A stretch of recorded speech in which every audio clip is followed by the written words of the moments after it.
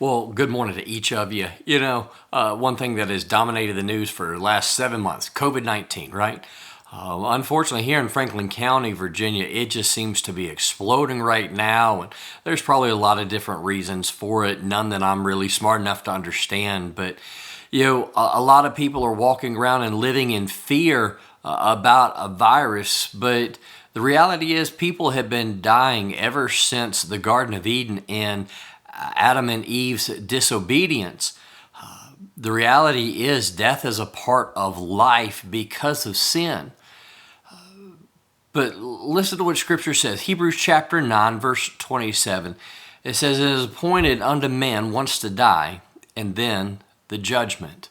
The reality is, whether it's COVID-19 or one of any number of thousands of other ways, the reality is we're all going to die one day, and then we're going to face the judgment.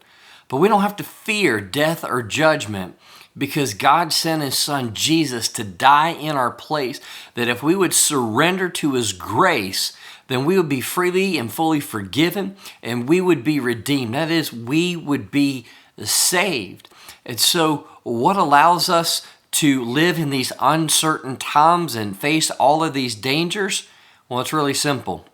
Because He lives, I can face tomorrow. Do you have that assurance?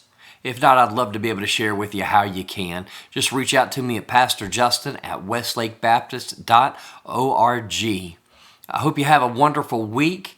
And just remember, with Jesus, there's no reason to fear life, death, or judgment, because He has paid it all for us that we can live for Him and with Him. See you next week.